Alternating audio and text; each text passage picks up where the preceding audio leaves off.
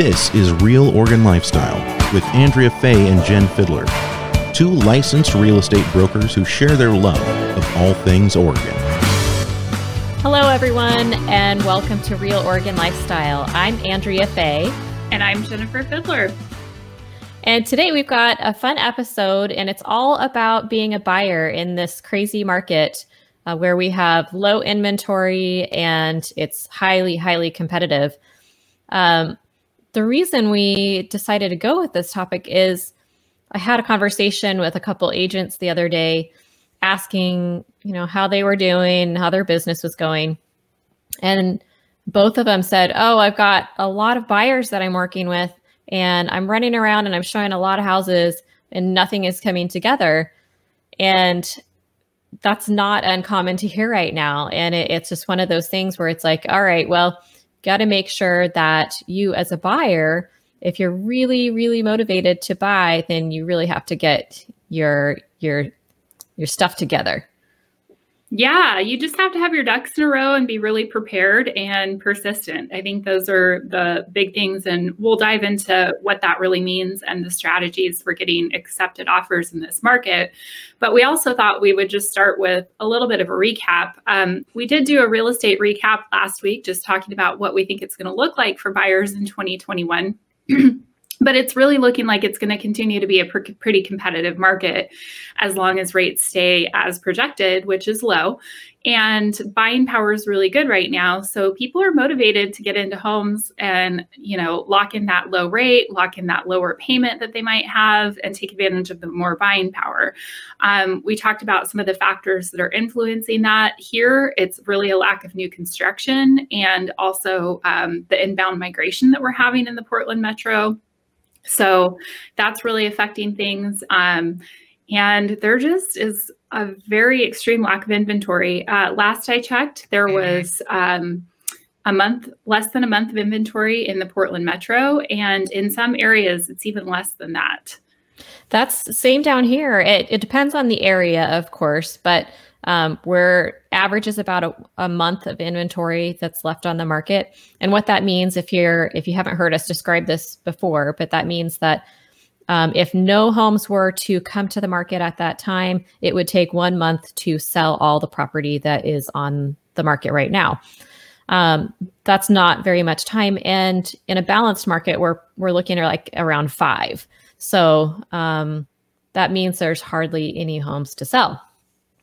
That doesn't mean that the homes are not there. And I think that's a common misconception that there are homes that do come to the market. But what that means for you as a buyer is you need to be on top of it to be able to get to the house, to see the house as soon as you possibly can. And that's one of the things we're going to talk about is how to prepare yourself and make sure that you are really showing up as a real and motivated buyer. Because one of the things I listen for when we're talking to buyers for the first time is their level of motivation. If they're saying things like, oh, well, we just were kind of looking, then to me, you're not at that level yet where you're ready to buy. And you don't even necessarily have to come out and say, I want to buy like tomorrow, but we like to know that you're going to be motivated because it is challenging right now. And to be honest, it's a very brutal market for buyers if you don't have a plan in place. Absolutely. I 100% agree with those sentiments. And I think just as a step one, your biggest thing to do is get pre-approved, and not only get pre-approved with somebody that'll just give you a pre-approval letter, get fully underwritten approved. And what that means is that you've actually submitted your financial documents to the lender. They verified that and they've credit approved you to buy a loan so that process is done. It takes a little bit more time than just calling up a lender and saying, hey, give me a pre-approval. This is how much I make. But that shows your level. And when you submit an offer, you can say, I am fully underwritten approved to buy this home. Absolutely. No, and that's, I think, a huge point too. It's not just there's a lot of online lenders out there, and it's so easy to go on there and just get your pre-approval. And the problem with those is it's not really a thorough investigation into your credit, and to your buying power, really. And they'll, those online lenders they'll give you a number, and whether or not that number is actually very accurate is a problem sometimes. And you don't want to be the buyer that really doesn't have that thorough check of your credit. It's important to make sure it's thorough. So that's a very good point, Jen, because honestly, that could make or break if as a seller, you're looking at 5 different offers and, they're all, say they are all equal. One that's got a letter that's saying that all these things have been checked is going to weigh a little bit more than someone that has just printed off an online pre-approval. Yeah, absolutely. And I think, it's so imperative that when you're presenting an offer to the seller, 30 days is a pretty short amount of time. And so you want that lender that you're working with to have excellent communication throughout the process. And part of the problem with the 1-800 lenders, as I call them, is that you'll get your initial person, and that's your point of contact. And then you're going to get moved through to like 3 or 4 different people as the process progresses. And you don't have that initial point of contact to begin with. It's totally imperative to have somebody that that's going to be able to get you a pre-approval letter on a weekend and communicate with you throughout the process. It's not just about the rate all of the time. And I think that's where people get sort of attracted to the online lenders, is they advertise such low rates. And when it comes down to it, that's not always the case. And then you have to offset that by fees. There's a lot to weigh, but we always recommend working with somebody who's local to the market, knows the market, and is familiar with the agents in the market. I think that always helps too.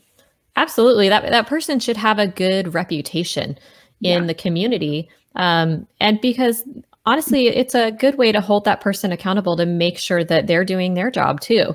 So we really, really promote local lenders as much as possible, because it in the end, it's actually in your best interest to go with a local lender. Let's go talk about a little bit more about the perfection thing. There's a lot of buyers out there that they have this idea that they're going to find the perfect house. And in this market, we're not saying that you're not going to find a house that is a great fit for you. What we're saying is you might need to have some flexibility in that search. Yeah, absolutely. I mean, whenever I meet with people, and whatever market you're in, unless you have an unlimited budget and you're building your custom dream home, you're never going to get 100% of what you want in a house. And so I think there's some give and take. If you can get 70 to 80% of the way there, take sort of a top assessment of what your wants and needs are and compile those. Make sure that everybody who's making a buying decision agrees on those top 3, 4, or 5 things, whatever it is that needs to go into a house. And then see if you can meet 70 to 80% of that, because honestly, that's probably going to be the best you can get in any market, but especially in this one. Definitely in this one right now. And, that's an interesting, I tend to tell my clients that we want no more than 6 non-negotiable items, and we're going to do our very best to meet all of those. And you're right. Sometimes husbands and wives, their non-negotiables are different. And so at that point, you need to make sure that they come together and know how they're going to find this house, and in their price range too. Yeah. Some of that can be kind of tough. So it's sort of on that. I guess this maybe would fall under the category of step 2, meeting with your real estate agent to really determine your needs. Once you've got your budget, your pre-approval letter, meeting with your real estate agent to determine your needs, and, we're real honest with people. At least I know we both are.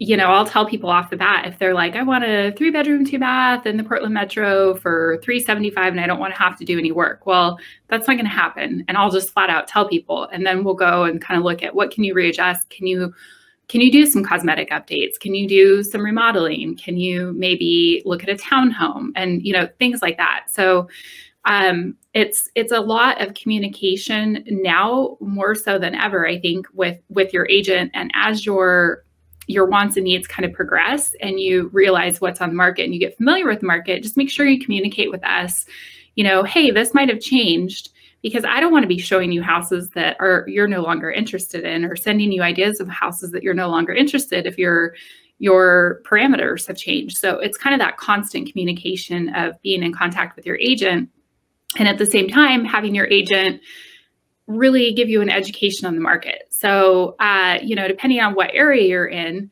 I can say, okay, if you want to be in Beaverton and this is your price range, this is the number of homes that are currently on the market. This is the number that have currently sold. And here's what you're looking at in terms of how quickly things are moving or aren't moving, depending on the area.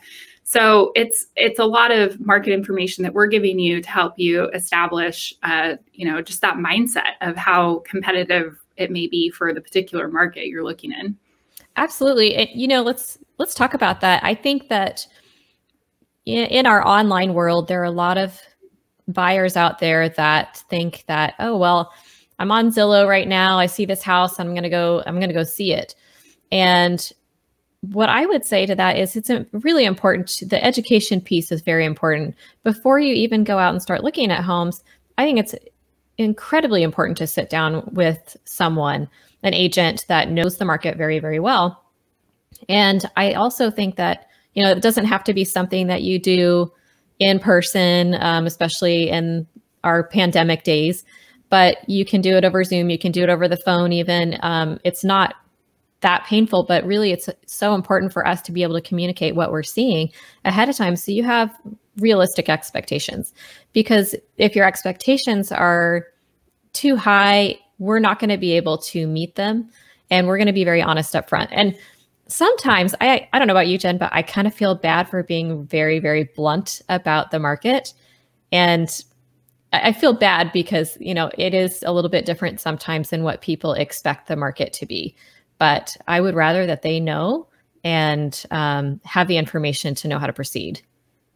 Yeah, absolutely. I'm as honest with people as I can be about what they need to expect in this market, because otherwise it's just a really disheartening and frustrating process. I tell people up front, it really, again, depends on your price range and what you're looking for, but we might have to write 7, 8, 9 offers, something like that. I think my record for 2016, I wrote 11 offers for one couple before we finally got one accepted. And we were making strong, good offers. It wasn't that. It was just, they were a financed offer. We'd get beat out by cash, or somebody would be willing to take the house 100% as is. And those are some things that we're seeing again with the change the last couple of years in inventory and how competitive people are being with their offers. But, it's better just to be upfront and realistic. So if you don't think you're the type of person that can make quick decisions and pay 10, 15, 20% over asking price in some cases, then this probably isn't the market for you, and you're just going to get frustrated. And so, I'd rather have you know that up front than drag you through 3 months of looking at houses to not be successful.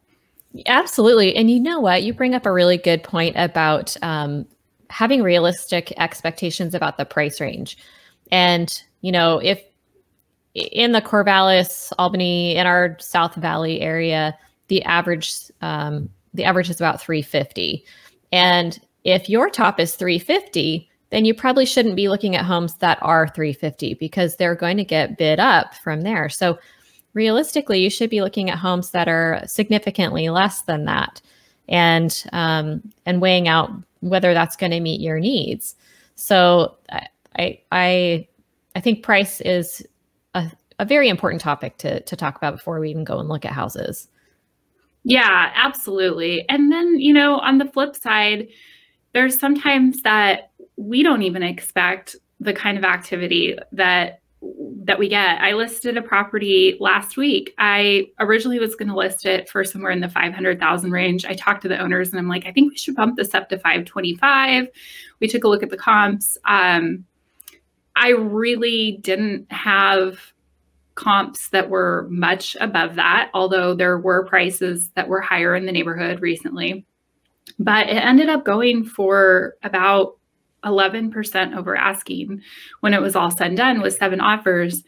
And we ended up taking a cash offer that was a little bit less than the highest offer because I was worried about comparables and what an appraiser was going to say when it came down to it. And so sometimes even we're a little bit surprised by what a buyer is willing to do to compete for a home. And, when we actually start seeing offers roll in, what that looks like. That's an interesting, that's the seller's perspective. And I think that's a really interesting point, that it doesn't necessarily, if you're going to be putting in your best offer, it doesn't necessarily mean that it's going to be the highest in price. And there are sellers that are going to be realistic and go, I want to work with someone that's going to be more realistic. Because the bottom line is, if the house doesn't appraise for what you're offering, then it could cause problems down the road. And, if you're a seller and you're having to negotiate with a buyer that, to make sure that the pricing works because the appraisal didn't come in, that's just a really tough situation to be in. And we want to avoid those situations. So as a buyer, we can all just throw out a big fat number, but I think it's better to throw out a number that's going to be a little bit more realistic sometimes too. Yeah, absolutely. I mean, I was telling people, I've been telling people for the last year, it's that balance of, where do we need to put our offer to what I think it can appraise for? And I flat out told people sometimes we're just going to be rolling the dice, hoping that appraisal comes back in where it needs to come in, because we didn't get an offer that, offered to bridge the gap between an appraisal and what the contract price was. So, sometimes you're just rolling the dice. And I tell people, and I'm really upfront with people, let's be prepared for a situation where the appraisal doesn't come in and what we're going to do. It's a lot easier to control on the seller side. If I'm saying that upfront, let's be prepared. As a buyer, I'm saying that to them, but that kind of might kill the transaction. It really depends, And I think we've talked about, appraisal, but there's also other strategies that people can implement to getting their offer accepted. I had, like I said, I had 7 offers on that particular listing I put on the market last week. And we had 3 of the 7, one wrote completely as is, no inspections, no repairs. We had 2 of the other offers that wrote in that they would not ask for any repairs under a certain dollar amount. And I think it was like $3,000. So that's a way to be competitive. And as a buyer's agent, I have a recent example of that. There was a house listed over it's Beaverton, but kind of Southwest Portland. It was listed at $350. It probably should have been $375. And we wrote an offer at $393 because we knew it was going to get bid up. We were not the highest offer, but my clients read the property disclosures. They have contractors in the family, and they knew that there was probably about $10,000 worth of stuff they were going to have to take care of after closing, and we're okay with that. So that's one example of a strategy that you can use. And they were ecstatic to get into the house, even knowing that they were going to have some repairs to fix. A couple of them needed to be repairs that needed to be done right away. And a couple of them were things that they could budget for and repair in the future. But, that's one strategy I've used. There's lots of other. What's one you've used? So as far as getting something under contract, that's kind of the big goal, is to get the house under contract. But in our area, we have what's called preview, and that's basically a coming soon listing. At that time during coming soon, they are not allowed to allow people to see the property. However, it doesn't mean you couldn't write an offer. And that's a strategy that you could use. And yes, you have not seen the inside of the house. We're well aware of that you're going to want to see that. But you can write an offer that's contingent on viewing. And this actually has worked very well for me in the last year. I've had several transactions come together because of this strategy. And what we find is there are some people, while their house is getting prepped for the market, they have decided that it's really overwhelming to get their house ready for the market, or for whatever reason, whatever life situation they're dealing with at the time, it's very difficult for them to try and get everything ready for sale. And so we come along and we write an offer contingent on viewing. And what's great about it is they're like, what a relief. The seller's like, this is such a relief to not have to do any more work to try and get my house ready for the market. We go get the offer accepted, go through, take a quick look at the house very soon after the offer is accepted. And then if my clients like it and it fits all their needs, like they think that it's going to, then we move forward with the transaction. That one works a lot. And what it kind of does down here is it takes away some of the competition from the other buyers too. So that's been a really good strategy that we've used quite a bit this year. The other thing that, we're very open to being able to show property that may not be on the market yet, or may not even be listed as a coming soon. And so if there's something out there and we get word that that person is thinking about selling, then we have no problem approaching that person and seeing if there's an arrangement we can put together. Yeah, absolutely. That's really where your agents come in handy, is, these off-market deals, those backlog of homes that they potentially sold, or maybe they have people that are getting ready to list, but they're not quite there. Just on a side note, in Portland, you cannot do what you guys do, which they can't accept an offer when it's in coming soon status, and even show it for that 21-day period or whatever it is. So that wouldn't work in our market. But what I'm seeing a lot of is escalation clauses. Perfect example of how it depends on the agent, and some agents don't like to see them. So you have to call and ask if they're open to escalation clauses, if the seller is open to an escalation clause. But it essentially is an offer to beat any other offer by, let's say, $2,000 up to a cap, and then you set your cap. And we actually, on that particular house that I had listed, we had 3 escalation clauses. So it was like escalation, and it escalated to this crazy amount, which is part of the problem of, we're balancing out that whole appraisal issue. But I'm seeing agents use that as a strategy and be really successful. I've personally used that as a strategy and been really successful. Me too. That's a regular one that we use. The only time it doesn't work is if ahead of time we contact the agent and that particular agent doesn't like escalation clauses, and they just want you to throw out a flat number. If you've got an agent on the other end that's representing the seller and they don't like those, then it's always good to just call and talk to the agent ahead of time and kind of know what their opinion of them is.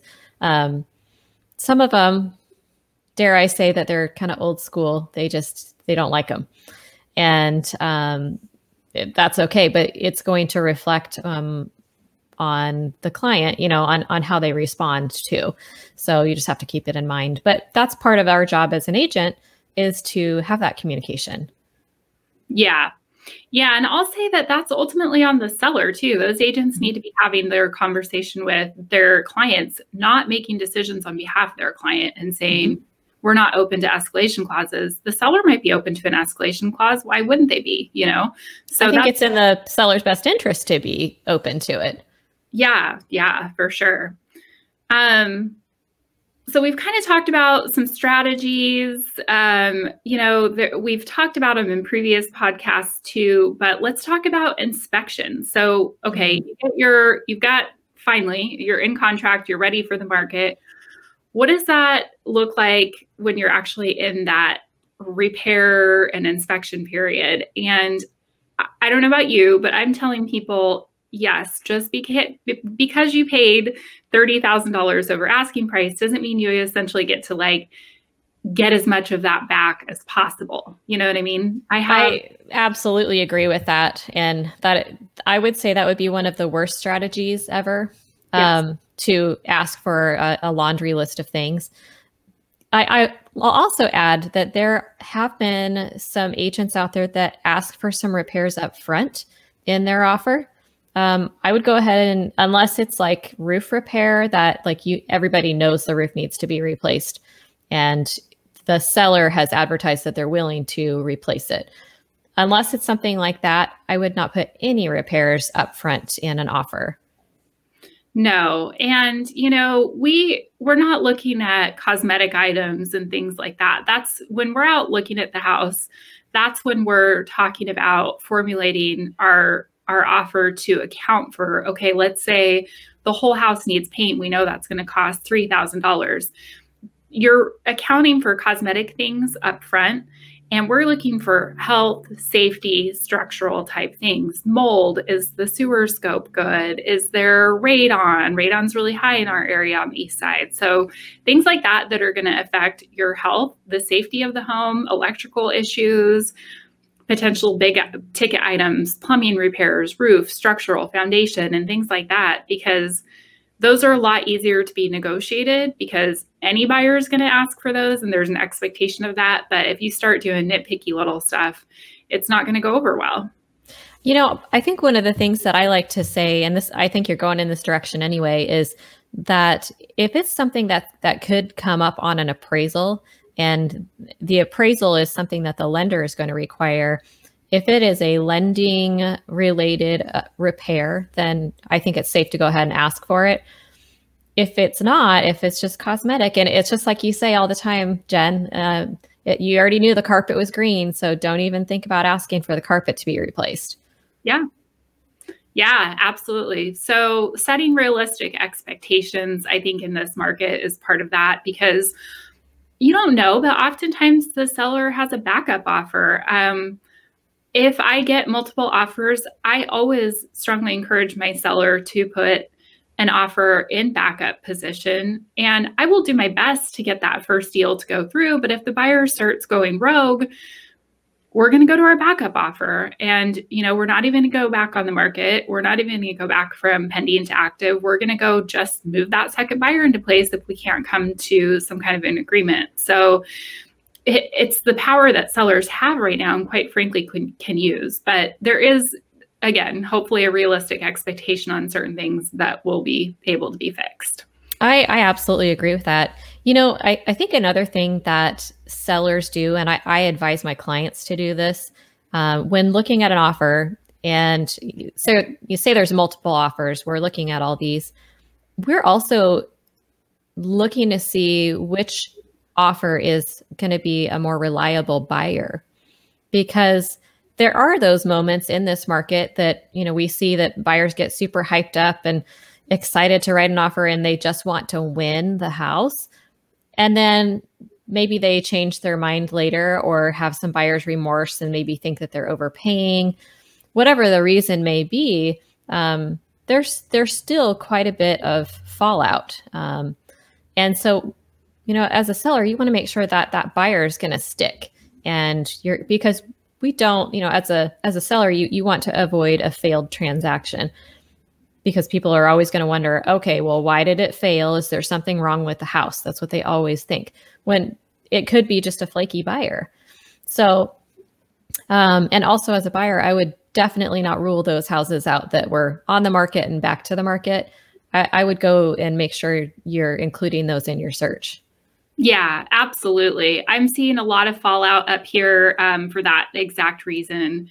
I don't have my exact stats right now, but I would guess probably 5 to 10% of the pendings come back on for that situation of a bidding war where there's nothing wrong with the house. And, you know, I can explain, I can call the other agent and I'm like, I can give you a copy of the report and show you exactly what happened. I had that situation come up this year where I had a buyer, I had the listing, the buyer 100% got cold feet. The house was built in 2015. It was in perfect condition. Literally nothing came up on the inspection report except the sliding back door, but not even the slider, the screen for the slider didn't roll very well. That was one of the things that was noted. So they had asked for that to be fixed. And it's like, well, worst case scenario, you go to Home Depot and you buy a $125 screen door, and the buyer terminated over that. And we had to give his earnest money back because he used his inspection as an out. But my clients were super upset. We came back on the market and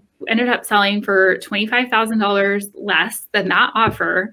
And every single time I got a call on that house, why did the offer? And I'm like, I'll send you a copy of the inspection. It was nothing to do with the house. This buyer got cold feet. So, you know, really, I think it comes back to a couple of things is, you know, yes, we're trying to pick the strongest buyer on, you know, the seller side of the transaction. But as a buyer, you need to ask yourself, are you really willing to purchase this house and see this house all the way through?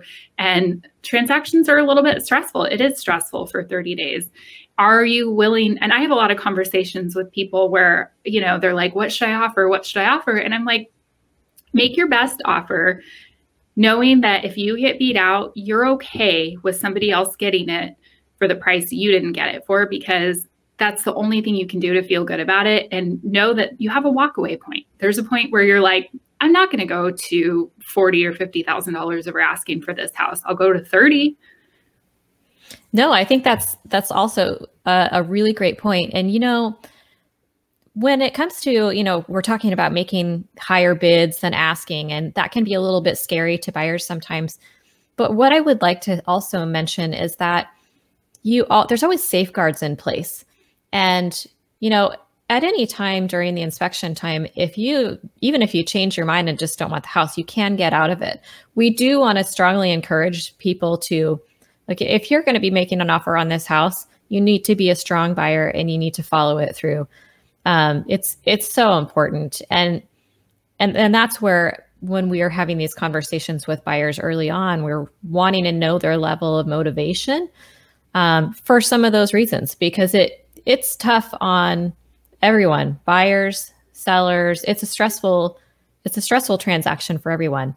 Yes, it's really fun to look at houses, and there's definitely a lot of fun to real estate, but there can be a lot of stress too. And so trying to manage that can be a little bit tough, especially in this market. So you got to make sure that you're going to go all out. Yeah. Go all the way, see it through. Mm-hmm. So kind of recapping, just in terms of, I think, you know, being prepared with your approval, knowing the market conditions, knowing going into inspections, you may not get everything that you want. We've talked about some strategies for winning in a multiple offer situation. Is there anything else that we're missing or that you can think of in the ways to win in this market? You know, I can't really think of anything right now. There's so many different strategies, and every house is different. And so, you know, sometimes it's just tailoring your offer to that house in the seller's situation, which part of our job as agents is to get the story behind the sellers. You know, what is their motivation for selling, and how can we help them accomplish their goal in selling the house for what they want it for. So part of it's just, it's going to be personalized to the buyer, and it's going to be personalized to the seller. Yeah, absolutely. I think that's a really good point. Is we work really hard behind the scenes of what you may not see to help you craft your offer and communicate with that other agent. You know, I just, for example, last week, I got probably 15 calls knowing that offers were going to be coming in.